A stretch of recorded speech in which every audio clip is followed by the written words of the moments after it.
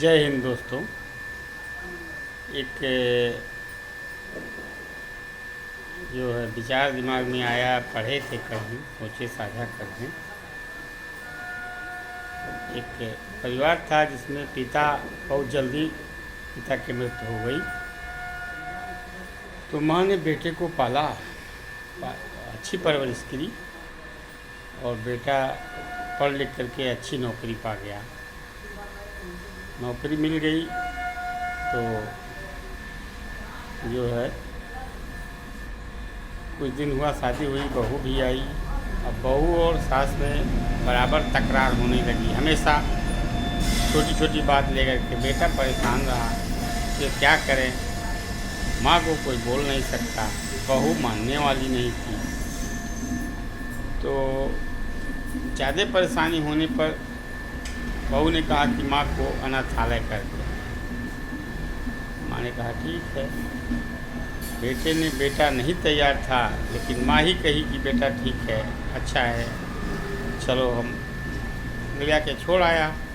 बेटा बराबर मिलने जुलने आया जाया करता था, हमेशा हर हफ्ते पर, 10 दिन पर, महीने पर ज़रूरत के सामान दे आया करता था। माँ भी एक बार माँ बीमार हो गई, हॉस्पिटल में गई और हॉस्पिटल से ठीक ठाक हुई, फिर अनाथालय आई। उस बीच में बेटा कुछ कहीं व्यस्त रहा, नहीं ज़्यादा जा पाया, ज़्यादा समय हो गया, ज़्यादा दिन हो गया।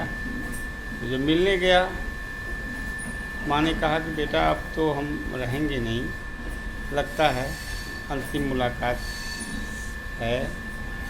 एक बात ज़रूर हमारे मन में है, कुरेद रही है, परेशानी कर रही है, जिसे हो सके तो पूरा कर देना। बोला माँ बोलो क्या करना है क्या। अब माँ ने कहा जो इसमें हम हैं अनाथालय में, यहाँ की खिड़कियाँ वगैरह पुराने हो गए हैं और इससे ठंडक में हवा आ रही है और यहाँ खाने पीने की भी सुविधा नहीं है, पानी नहीं सही से मिलता है, खाने की सुविधा नहीं है, देख रेख करने वाले नहीं हैं। तो अगर हो सके तो इन खिड़कियों को ठीक ठाक करा दो। सभी माएँ बिना चद्दर बेड के फर्श पर सोती हैं, उनके लिए चद्दर वद्दर की व्यवस्था करवा दो।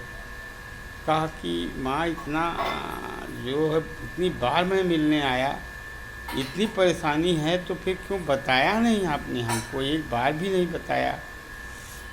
तो माँ ने कहा ठीक है बेटा, उसकी कोई बहुत ज़रूरत नहीं थी, हम तो किसी तरह से सह लिए, लेकिन हमको ये परेशानी है, बहुत अंदर अंदर मैं कुंठित हूँ कि जब तुम यहाँ आएगा तो हम तुम्हें तो हमने इतने लाड़ प्यार से पाला है, ज़मीन पर 2 साल तक तुम्हें पैर नहीं रखने दिया, तुम कैसे यहाँ नहीं बिता पाओगे। तो मैंने तो काट लिया है, लेकिन ये सुविधाएं या जो भी व्यवस्था में परिवर्तन होने वाला होने के लिए कह रही हूँ, ये तुम्हारे लिए, मुझे इसकी ज़रूरत नहीं। अब तो मैं चल रही हूँ, विदा चाहती हूँ। माँ ऐसी होती है, माँ की और पिता की कद्र करें। धन्यवाद।